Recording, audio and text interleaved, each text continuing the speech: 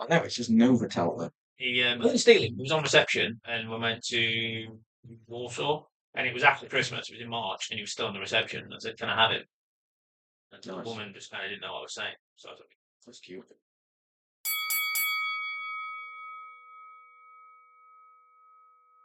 Anyway, Welcome back. hello everybody. Welcome back to Boxing 365. We're doing a different video, one of our little special features. It is nearly Christmas, and we have been writing our Christmas list. Santa Our, says I've been a dickhead though. yeah, you're not. It's a good job that I'm on the good list. Got a Christmas tree. Um, we've come up with 3 fights that we hope happen next year. There are a couple of honourable mentions as well, but we'll probably do them towards the end. I'm going to talk through the 3 fights that we really want to happen next year. Our Christmas wish list. Our Christmas wish list. I think to start it off, I think we need to start with, for me, the most avoided fire on the planet. Giant potato. 100%. Criminal. Criminal. With how in the world, what does this guy have to do to get the big fight? It's mental that, well, I know there's coming up to retirement or anything like that, but it's mental that there's a terrifying possibility that this guy retires having fought a load of people that don't really mean anything to his resume because nobody will fight him. Absolutely criminal. So we've got for our number one dream fight for next year is we want a huge fight for Jai. Yeah. Jai Opetaia against the winner of Zerdo Ramirez, David Benavidez. We're not even being too demanding there. Nope. We've not gone out and said it's got to be this guy. I actually said, should we go mad and just say Jai Opetaia Usyk? And you said, let's be somewhat sensible. Yeah. And I do agree. I do agree. And I think either of those two fights, for different reasons, offer exceptional fight fan value. Yeah. But the reason it's on the wish list isn't because we want specifically. I mean, I'll be honest. I'll take Mikhailian. I just think he needs a big fight. He needs a unification. Yeah. And I think the thing is, you've got to put it on your wish list because I'm also not convinced it's going to happen, which is why I'm asking the big man. The big man's going to deliver.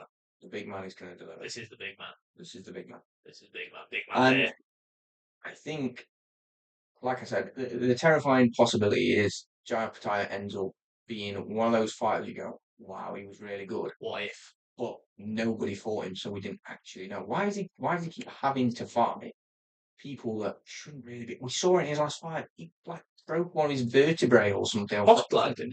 Yeah, it was, Guy before that, he smashed his jaw. yeah. I'm not obviously Jai Jordan Thompson, he didn't do very well. Jai Opetaia's took some damage himself in his fights, broken jaws and all sorts. Beres Breed's one, yeah. But and obviously people know what they're getting into. They know who they're fighting. But I just think like these people don't seem to be like anywhere near his level. No disrespect to them, but I just don't think they are. You know, if Zerdo got in the ring with Jai Opetaia and he fractured his spine or vertebrae, whatever it was, then you'd go flipping heck. Like Jai Opetaia is serious. I'm convinced he's serious anyway. Yeah, but I am as well. If it was someone like that and he does it, then it's like, wow. For me, he's exceptional. He needs to, in my opinion, and again, not going on for too long, but my wish for Jai Opetaia, who we're playing to? Jesus. No. The big man is Santa. Sorry, Santa. If you're listening, it's going on my list. Jai Opetaia needs to unify. Not bothered about undisputed. Can move past that. Go and get one of them, belts they do at Argos. It's called Bridgerweight. Yeah, go there, get one of them because build your way up to heavyweight and go to heavy. Super fight in a few years' time. Opetaia, Italma, phenomenal. What's next on the wish list for the big man? Well, seeing as though you mentioned his name, I think we might as well talk about him now, which is Italma. He is just like this, and he needs something big next year. He's obviously out against Jermaine Franklin early in the year, and it's got to be a world title for him, and why not make it British title clash? If Wardley's still the holder of the belt and he's not gone and fought somebody else or not having any other issues, Italma Wardley, middle of the year, back end of the year, whatever. Yeah. It just should happen for both of them as well, because Itama's on the up, and some people were slating Wardley a little bit. The victory over Joseph Parker, people didn't love his rise up. Some people have hated on it a bit. Yeah. And a bit of a doubt of whether he should be there or not. I think we talked about it before and said when the Parker Wardley fight was happening, realistically, we didn't think that necessarily either of them could compete for a world title. No. And now we find ourselves with Wardley as a world champion. So it's boxing, it happens. This would be actually, Itama's blowing everyone away. He's not blowing me away, so it works in Wardley's favour. Also for Itama, it's the shot that he wants to be a world champion. I think it makes perfect sense. Wardley needs that credibility fight because the amount of people that have called him an email champion. Look, he got upgraded. Fine. Yeah, he did. It's not his fault. It's not his fault. But he does need that credibility fight. It needs to be a big one. I don't think a Jerome Miller does it. I don't think a Eli Zhang or anything like that does it. I think it needs to be a big one. I think it needs to be an Itama. I think even an AJ Fury. I think, Usyk's already shown he don't want it. Maybe a Caballero. He needs that massive name where people go, do you know what? This guy's not white collar Ward anymore. This guy's a boxer and he's good. And I think he is good. But I do bet against him quite regularly because at some point we expected him to come on slow. I do think that Joseph Parker was that name. But I think that because of the controversy, some form of controversy, and obviously what's happened following the fight with Parker's drug results, there's that question mark over his name. So it's like we need some. I think a few of the names you mentioned I'd take for Wardley, but for my wish list for the two of them, I think it makes sense for both. Don't get me wrong, it's dangerous for both. Yeah, agreed. But if you want greatness, I think that's what you've got to go for. So absolutely. I think that's one of our other ones. Love that. And then we've got one we've abandoned the higher weight classes for the last one, haven't we? We absolutely have. We've been to Australia, been on the British shores. We're now heading over to the States in what I perceive as being probably two fighters that could be very much in the pound for pound talkings next year. One of them, I think, actually did end up in yours. He was in mine. He was in your top 10, which is for me Virgil Ortiz Jr. versus Boots Ennis. This fight apparently was signed last year. Virgil Ortiz apparently has misplaced his nutsack, according to Eddie Hearn. Boots has proven he's willing to fight whoever they put in front of him. That fight is phenomenal. Dare to be great. Dare to be great. The loser of that will gain credibility. The winner of that becomes a superstar. Yeah. Roll the dice. Absolutely. Roll the dice. I think the winner of that puts himself in the pound for pound top 10 for most people. I think the loser has not really lost anything because both of them are quite, well, especially people's, Oscar De La Hoya thinks that Ortiz is massively avoided. But you've got a fight. So, look, Virgil Ortiz Jr. has been highly regarded as one of the most avoided fighters on the planet for a long time. And I think some of that is true. You've now got Boots Ennis stood in front of you saying, I want the fight. I've signed my bit. You sign yours. I want the fight. Let's prove you're the most avoided. Say, no worries. All right, we'll fight you. Let's make the fight. For me, that's not really a wish list for them guys. That's for the boxing fans. Because that fight, there is no way on that earth, on any planet, in any universe, that fight doesn't deliver absolute fireworks. Yeah. That for me is, we've discussed it very briefly, put that together. For me, that is three fights that I would love to see in 2026. Yeah. And there could be other names on there. Yeah, and that's one of the things that we're going to mention as well, is that there are a couple that we put down, just as an honourable mention. We are putting them on the wish list for a couple of reasons.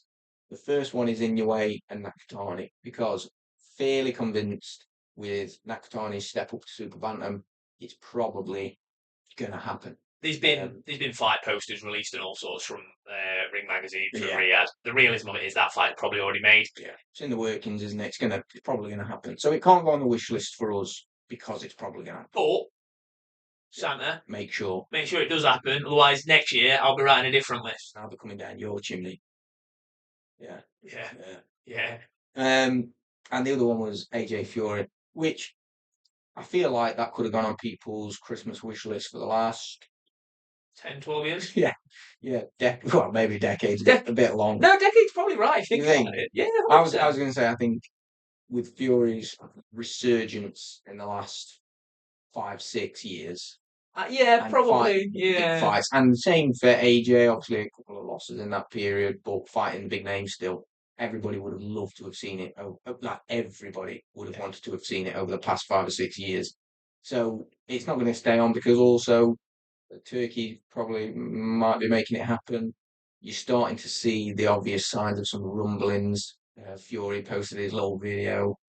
He's retired. Leave him alone. He's got to go to Lidl and do shop. Fury hasn't done that for a while. He's not gone after AJ like that for a while. The only time he did that was when he was active and the fight was being talked about. It's a build up. It's the start, I think, of getting ready for next year. Before this obviously becomes the AJ Fury debate, the question I want to ask you, and I want everyone to know, are the people interested in that fight anymore? We are, because we've got the curiosity, and I actually still think, just for clarity, people go, they're not at the peak, right? Absolutely fine, they're not.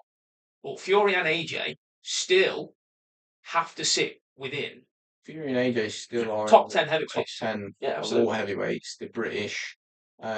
Fury's the only person for me to deliver a performance against Usyk that looked like.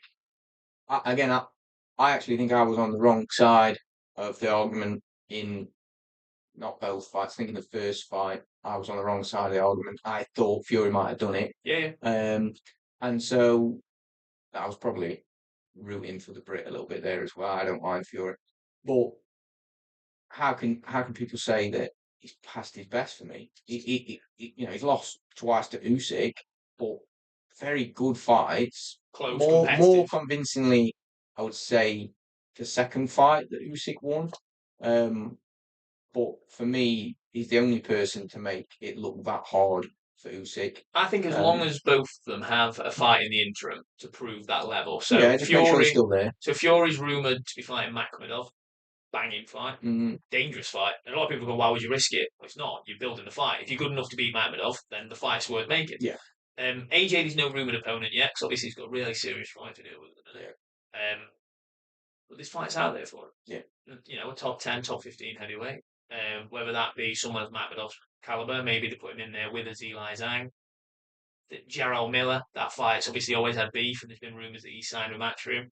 There's massive fights out there. As long as they both get big wins under the belts, huge fight. That, I think, is our last honourable mention. Other than that, I don't know when we're releasing this video. It'll be Christmas Eve or Christmas, I would assume.